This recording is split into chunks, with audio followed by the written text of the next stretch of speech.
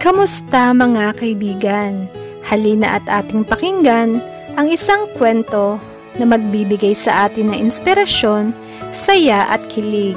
Pero kung bago ka pa lang sa aking channel, paki-click ang subscribe button, pati na rin ang bell icon para lagi kang updated sa parating pa na upload. Kumabog ang aking dibdib nang biglang tumawag si Miguel. Napahawak ako sa dibdib ko, pakiramdam ko anumang oras ay tatalon ang puso ko. Sasagutin ko ba ang tawag niya? Anong sasabihin ko? Bahala na. Hello? Sagot ko. Hi Ramona, akala ko di mo na sasagutin.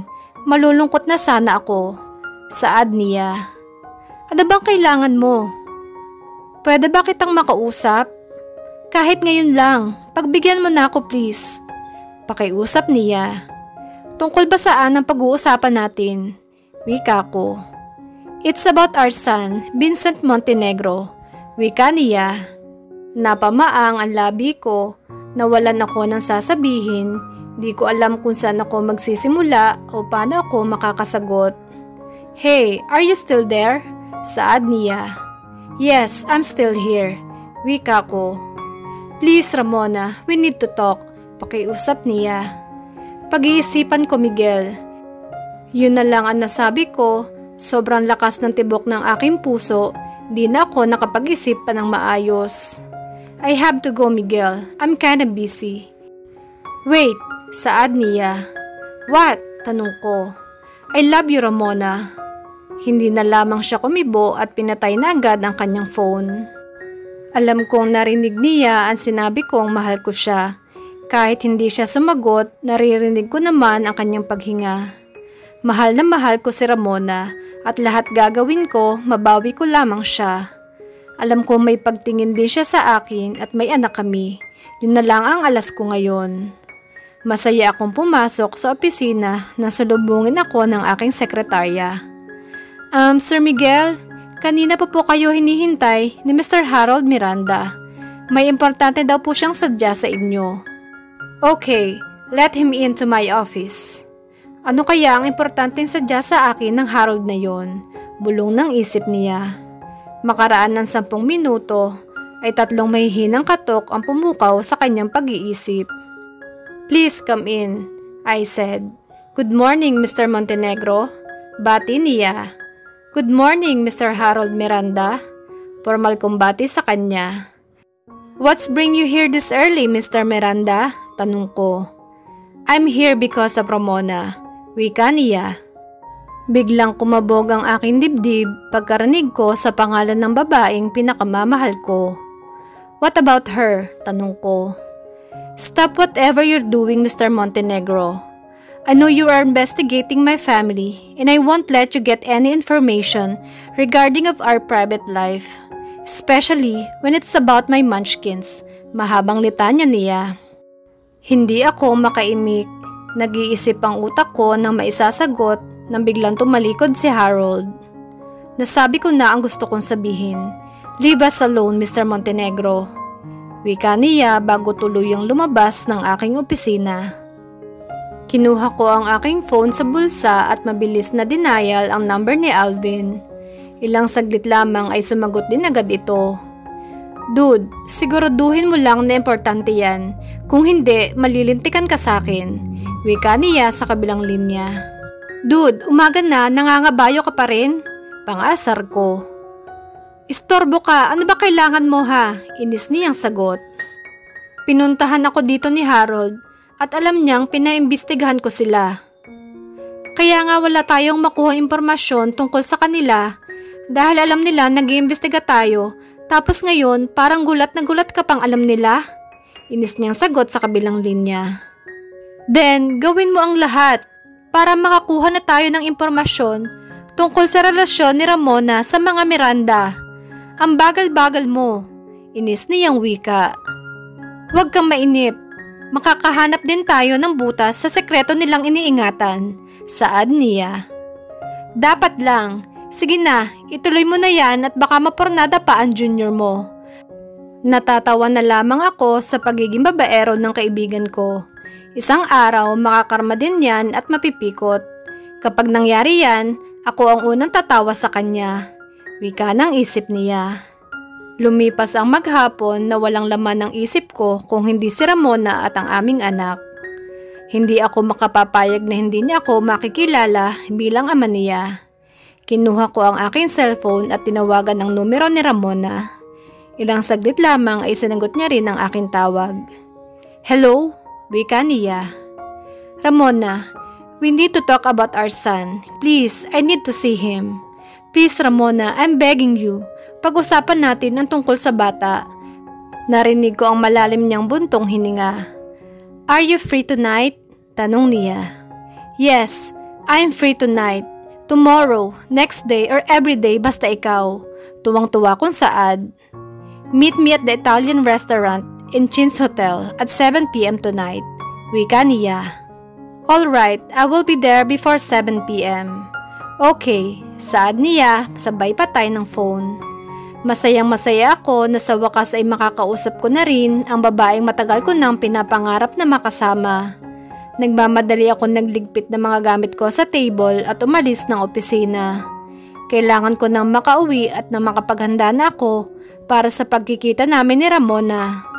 Sana lamang iisama niya si Vince, gustong-gusto kong mayakap at makilala ang aking anak. Sobrang saya ng nararamdaman ko sa mga oras na ito. Mabilis ako nakauwi ng aking bahay. Pag-akyat ko sa aking silid, sinipat ko agad ang aking orasang pambisig. 5:30 na pala. Kailangan ko munang maligo upang mapaghandaan ko ang pagkikita namin ni Ramona at ng aking anak. Pagkatapos kong maligo ay namili ako ng damit na isusuot ko. Isang black polo na tulupi hanggang siko at white pants na tinarnahan ko ng black shoes ang aking suot. Pabalik-balik ako sa salamin na parang isang teenager. Inayos kong maigi ang aking sarili at tuloy nang lumabas ng silid. Tuloy-tuloy ako sa garahe at sumakay na sa aking sasakyan. Aagahan ko ang pagpunta dahil ayokong maano pa siyang dumating kesa sa akin. Sobrang excitement ang nararamdaman ng aking puso sa mga oras na ito. Kaligayahang kahit kailan ay ngayon ko lamang naramdaman. Mahal na mahal ko talaga si Ramona. Ramdam na ramdam ng puso ko ang saya at pagmamahal na meron ito para sa kanya. Pagkatapos nilang mag-usap ni Miguel, ay dali-dali siyang bumaba sa salas at hinanap ang kanyang kapatid. Pumpkin, can we talk? Tanong niya nang maabutan itong nanonood ng TV sa salas. Mabilis nitong pinatay ang TV at nimuestra ang kanyang kamay sa tabi niya upang doon maupo. What is it, Munchkins? Tanong ng kanyang kapatid na nakangiti sa kanya. It's about Miguel and Vince. Wika niya. What about them, Munchkins? Saad nito. Alam na niyang anak niya si Vince. Alam ko namang hindi magtatagal ay malalaman din niya ang tungkol sa kanyang anak dahil sa kanyang mga koneksyon, pero di ko inaakala na ganoon kabilis. Nagtaka siya na parang hindi ito nagulat sa kanyang sinabi. Okay, so what about it? Napakunot ang kanyang noo. Huwag mong sabihing alam mong alam na niya na anak niya si Vince. Tanong ko sa kanya. Let's say, hinayaan ko na lang na malaman niya ang tungkol sa inyong anak. Pero hanggang doon na lang muna yon. Dahil alam naman natin na ang alam niya ay mas higit pa sa kapatid ang ating relasyon, kaya sa ngayon, hindi ko muna siya hahayaang malaman ang totoo. Iniisip niya na asawa mo ako at hahayaan kong yan ang isipin niya sa ngayon. Mahabang litanya niya. Hindi ko alam kung ano tumatakbo sa utak ng kapatid ko, pero hahayaan ko na lang siya. Siguro nga, mas mabuti na rin muna ang ganoon. Anyway, gusto kitang makausap dahil makikipagkita ako kay Miguel ng 7 p.m. Pinagbigyan ko siyang makausap ako at gusto niyang pag-usapan namin ang tungkol sa aming anak. Gusto mo bang samahan kita? What about Vince? Are you taking him with you? Tanong niya. Yun na nga ang gusto kong pag-usapan natin, Pumpkin. You think na mas makakabuti na makita niya at magkakilala ang dalawa? Saad ko sa kanya. Oh well, mas okay na nga siguro magkakilala na mag-ama. Gusto mo bang samahan kita? Wika niya. Okay lang ba sa'yo? Hindi ba kita maaabala? Tanong ko sa kanya. What? No way!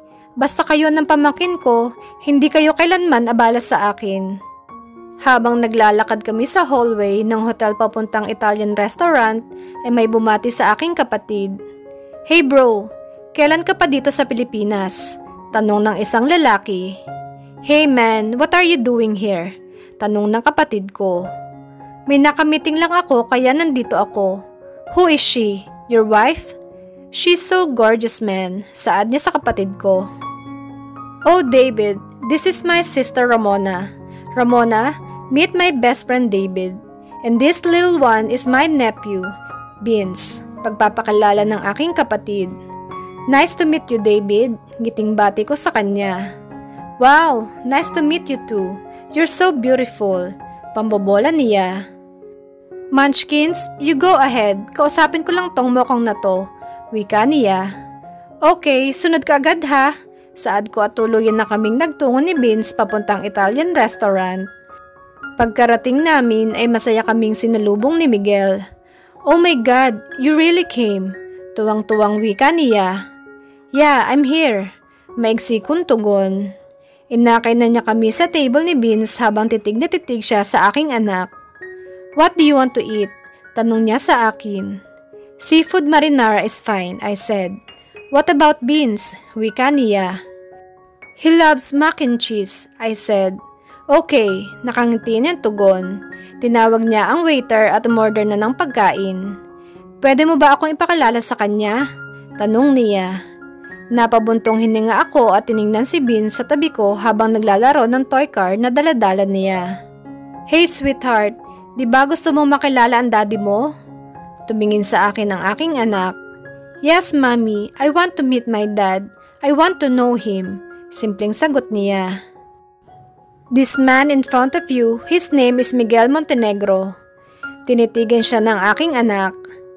We both have same surname, mom. Wika niya. Yes, because he is your father's sweetheart. Nakangiti kong wika. Namimilog ang mga mata ng aking anak habang nakatitig kay Miguel. Si Miguel naman ay lumuluha na. Really, mom? He is my daddy? Tuwang-tuwang tanong ng aking anak. Tumango-tango ako habang hinihimas ko ang kanyang pisngi. Bigla na lamang siyang bumaba sa kanyang upuan at patakbong lumapit at yumakap sa kanyang daddy. Daddy? Yehey! Finally, may daddy na ako! Tuwang-tuwa niya sigaw. Napahagulhol si Miguel habang yakap-yakap ang kanyang anak. Oh my God, I love you son. I love you and your mom. Wika niya. Akmang yayakapin din ako ni Miguel nang may magsalita sa aming likuran. Hands off, dude. Wika ng aking kapatid. Napataas ang tingin ni Miguel at biglang sumama ang kanyang mukha. Nagtagis ang kanyang mga bagang at tumalim ang kanyang mga mata. What are you doing here, Mr. Miranda? Pigil na galit ng tanong. Hello, Papa Harold. Sabay abot ng kamay at nagpakarga sa aking kapatid. Hello, my baby boy. Sabay karga sa anak ko at pinaghahalikan. Masamang nakatitig lamang sa kanya si Miguel. Kung makamamatay lamang ang titig niya, kanina pa bumagsak ang aking kapatid. You guys are done talking, Munchkins? Tanong niya sabay halik sa aking pisngi. Napatingin ako kay Miguel na ngayon ay lalong nagngangalit ang mga kamay habang nakatikom ang mga kamao. Nagmamadali ka ba? Tanong ko. Hindi naman. I'll give you more 10 minutes to talk. Maglalaro muna kami ng baby boy ko at babalikan kita after 10 minutes, okay? 10 minutes only. Pag-uulit niya habang nakatingin kay Miguel. Okay, maigsi kong tugon. Ano ang relasyon mo kay Harold? Ramdam ko ang galit sa kanyang tanong. Whatever my relationship with him is none of your business, Mr. Montenegro. Matapang kong tugon. It is my business dahil mahal kita at may anak tayo. Iniwan mo na lang ako basta pero hinanap kita. Hindi ako napagod o nagsawang hanapin ka. Pero para kang bulang naglaho. May galit sa kanyang boses. Natahimik ako, hindi ko alam kung ano ang isasagot ko. Nangangapa ako nang pwede kong sabihin nang biglang muli siyang nagsalita. Matagal kitang hinanap, tapos ngayong nagbalik ka, isa ka ng Miranda. At may Harold ka na sa buhay mo? Bakit mo nagawa sa akin to? Singhal niya sa akin. Sasagot pa sana ako, subalit biglang dumating ang kapatid ko. Time's up. Hinawakan niya ako sa aking braso at giniyang tumayo.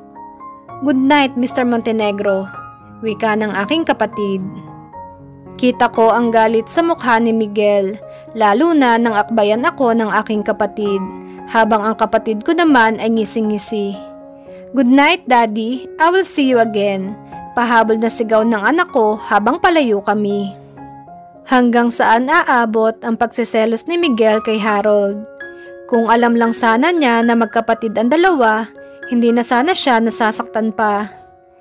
Pero ano bang gagawin niya para mabawin niya ang kanyang mag-ina? Sabay-sabay nating alamin sa susunod na kabanata ng ating kwento. Maraming salamat!